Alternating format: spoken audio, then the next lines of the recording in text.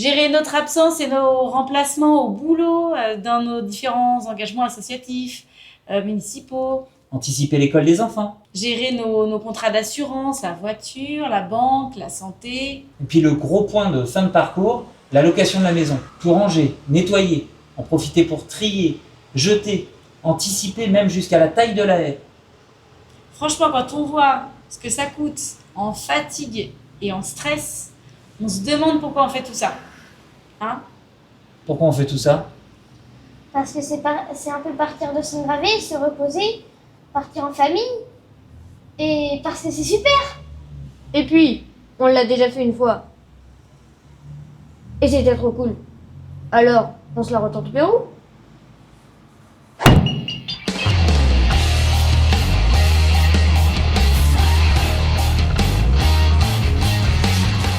Dalle, brosse à dents, lunettes de soleil.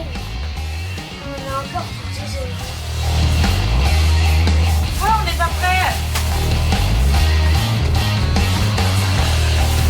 Ça y est, c'est bon. J'ai déposé toute la petite famille de mon rêve à la gare de Manossac. Sauf qu'on n'a pas encore de billets de train.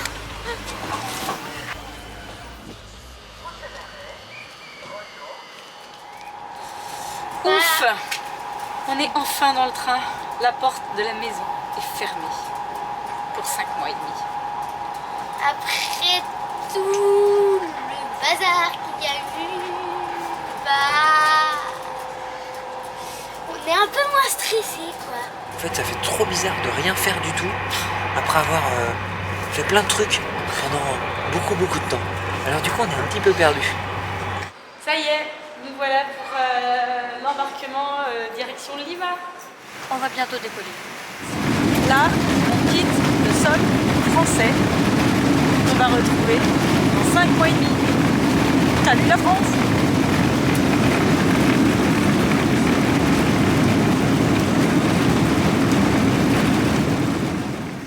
Il est 22h40 en France, 15h40 ici à Lima.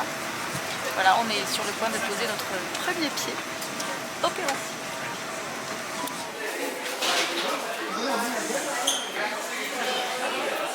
Là, on est à la douane. Le point positif, c'est que contrairement au dernier voyage, on a pris la file réservée avec des enfants de moins de 18 ans. Le lendemain, on s'est fait une petite promenade au bord de la mer.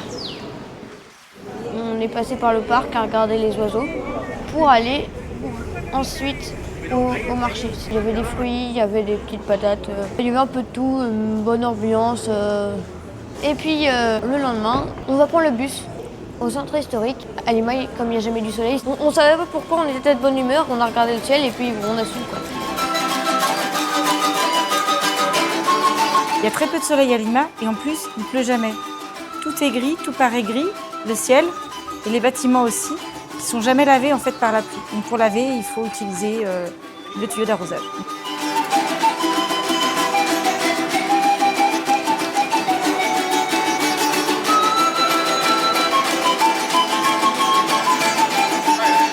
On a été aussi étonnés par le centre-ville historique qui d'apparence est très joli. Et lorsqu'on s'approche, on voit des magnifiques façades coloniales qui finalement, quand on regarde à travers les vitres cassées, on s'aperçoit que la charpente derrière est complètement délabrée, en train de s'écrouler. On voit le ciel à travers la charpente. On se demande même comment les petites boutiques du dessous tiennent debout.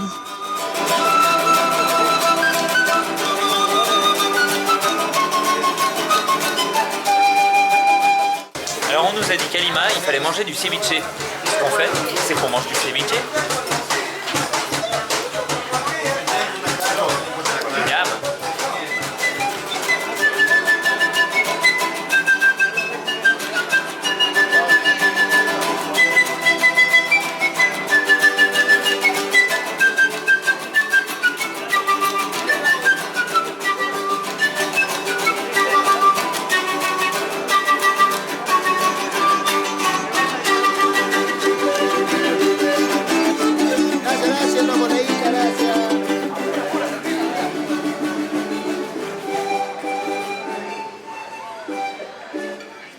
Là, on va partir pour aller à la Merced.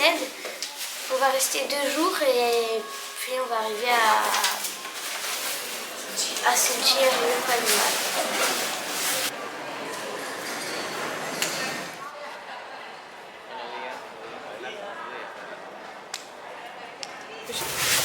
bus et c'est le grand confort. Il y a de la place pour les pieds. Et ça, c'est vraiment super. Alors, s'il faut que je raconte la route pour aller jusqu'à la Merced, c'était une sacrée aventure quand même, physiquement surtout. On est monté à plus de 4800 mètres et tous les membres de la famille, les uns après les autres, pas en même temps, heureusement, ont eu des malaises, envie de vomir, on vomit. On est, voilà, on a subi l'altitude et là on est redescendu, nous voilà à la Merced. On se sent beaucoup mieux, il fait 24 degrés, on est hyper content d'être arrivé.